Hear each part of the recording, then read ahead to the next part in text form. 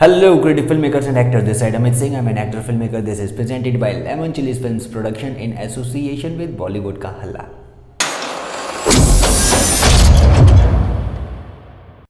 Looks, acting skills, dialogue delivery, and your presentation. And fifth, your confidence. ये 5 चीज़ें बहुत ज़रूरी हैं दोस्तों, जब आप कहीं भी किसी भी प्रोडक्शन हाउस में ऑडिशन देने जाते हैं. ऐसा मैं क्यों कह रहा हूँ? क्योंकि आपका लुक जो कि सबसे पहले कास्टिंग डायरेक्टर आपके अंदर देखेगा. आपने गेट में एंटर किया और कास्टिंग डायरेक्टर आपको देख रहा है, ऊपर से नीचे तक उसने देखा और देन ही सेज कि यार ठीक है, पहले कुछ किया है, अच्छा ठीक है, तो आपने एक काम करना, परसों आना. आप एक काम करना, 1 हफ्ते बाद आना. आप एक काम करना, 6 महीने के बाद आना.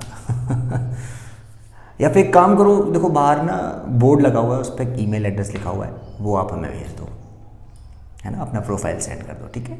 आपको पता है यहाँ से आप निकल गए साहब. अब क्या हुआ, आपने वो ईमेल एड्रेस लिया, आपने प्रोफाइल सेंड किया, लेकिन आपका ऑडिशन क्यों नहीं हुआ? ऑडिशन तो चल रहा था ना, क्यों नहीं हुआ? क्या रीज़न हो सकता है? 2 रीज़न हो सकते हैं. एक तो लुक, दूसरा आपका कॉन्फिडेंस. आप किस तरह से मिलने गए, किस तरह से आपने एंटर किया और किस तरह से आपने उनको प्रेजेंट किया अपने आप को, दैट इज़ इम्पॉर्टेंट फैक्टर. दोस्तों, एक्चुअल कास्टिंग डायरेक्टर कौन होते हैं? वो और हम और आप जैसे ही होते हैं. उनको भी एक्टर बनने का शौक होता है कहीं ना कहीं. उनको नहीं पता होता कि वो कास्टिंग डायरेक्टर बनेंगे, और जब वो एक्टर बनने आते हैं तो उनको ऐसा लगता है कि यार वो एक्टर बन जाएंगे, लेकिन ऐसा हो नहीं पाता.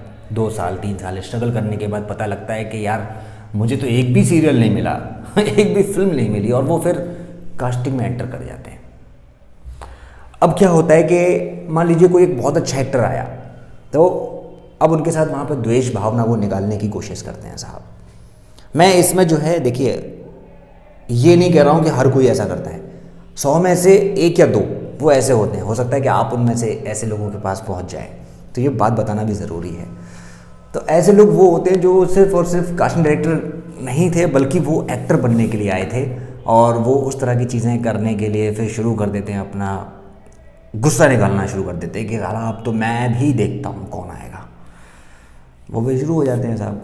उन्होंने बोला कि ऐसे ऐसे है साहब, ठीक है. अब वहाँ पर आप जैसे गए, वहाँ पर एंटर किया, वहाँ पर पता लगा कि साहब आपका जो है वो हो रहा है, आपका जो पता लग रहा है, आपका ऑडिशन देने के लिए आए. अच्छा, कितना किए हैं भैया आप, क्या किए हुए हैं, क्या कर रखा है, क्या नहीं कर रखा है? अच्छा ठीक है, तो आप प्रोफाइल सेंड कर दीजिए, हम देख लेंगे. वो ज़्यादातर जो लोग होते हैं वो इसी तरह से आपको टाल देंगे, जो कि बहुत ही मतलब डिमोरलाइज वाली बात हो जाती है हम एक्टर्स के लिए कि यार इतनी मेहनत करके हम जा रहे हैं और वो हमसे ऐसे बोल दे कि यार आप एक काम कीजिए, प्रोफाइल सेंड कर दीजिए, हम देख लेंगे. कितने प्रोफाइल सेंड करेंगे और कहाँ कहाँ करेंगे? क्या काम होगा कि नहीं होगा कभी?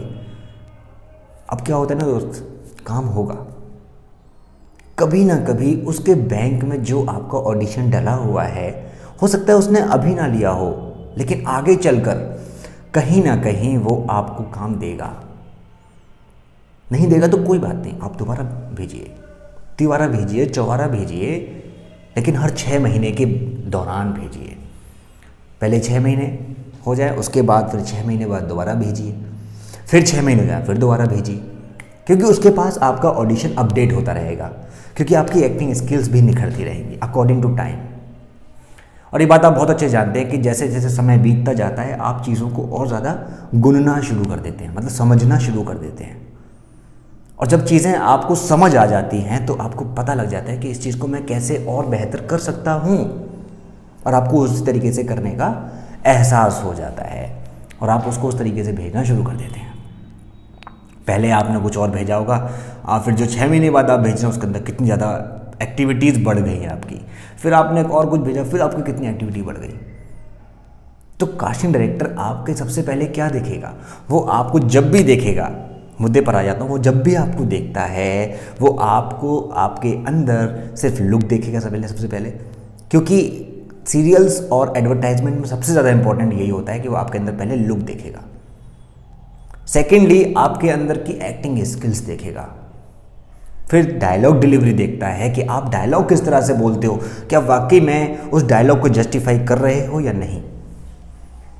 अगर नहीं कर पा रहे हो तो इसका मतलब आपको और मेहनत करने की ज़रूरत है, एंड ऑब्वियसली करना चाहिए।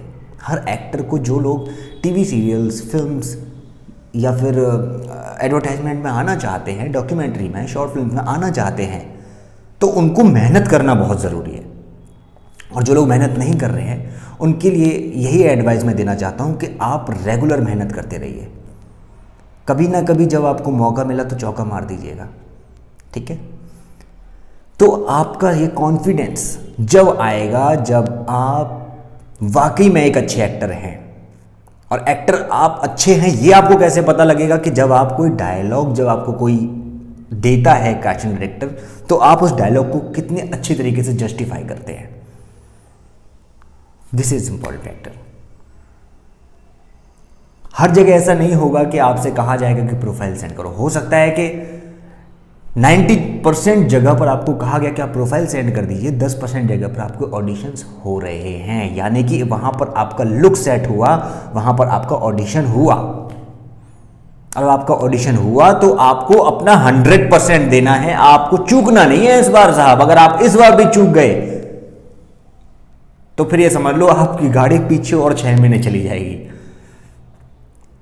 तो आप ये समझ कर चलिए कि मेरा ऑडिशन अगर आ गया तो मुझे 100% देना है साहब, फिर मैं रुकने वाला नहीं हूं। बस ये बात दिमाग में बिठा लीजिए कि अगर आपका ऑडिशन हो रहा है उस प्रोडक्शन हाउस में तो आपको बस वहां जाना है, अपने आप को तैयार करना है, रिहर्सल करना है। हाँ जी सर, मैं बिल्कुल तैयार हूँ सर, बिल्कुल सर रेडी, मैं सर एकदम बस okay sir, I am ready.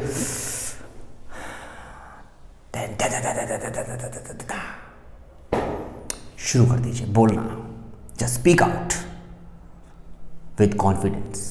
Confidence के साथ बोलिए, बिल्कुल डरिए मत। क्या होगा, ज़्यादा गलत हो जाएगा ना, कोई बात नहीं, नेक्स्ट टाइम करेंगे अच्छे से, और फिर तीसरी बार अच्छे से करेंगे और अच्छे से करेंगे। हो सकता है कि आपका फ्री होकर बोलना ही उसको भा जाए, हो सकता है आपको कॉन्फिडेंस करने का तरीका ही उसको भा जाए, क्योंकि वो उनको पता है अगर आपने उसको टच कर लिया थोड़ा सा डायलॉग को, अगर आपने उसके डायलॉग को फील समझ लिया थोड़ा सा भी, और अगर आपने थोड़ा सा भी उसको जस्टिफाई कर दिया डायलॉग को, तो वो समझ जाता है कि यार ये बंदा कर जाएगा, और वहीं पर आपका प्लस पॉइंट हो जाता है।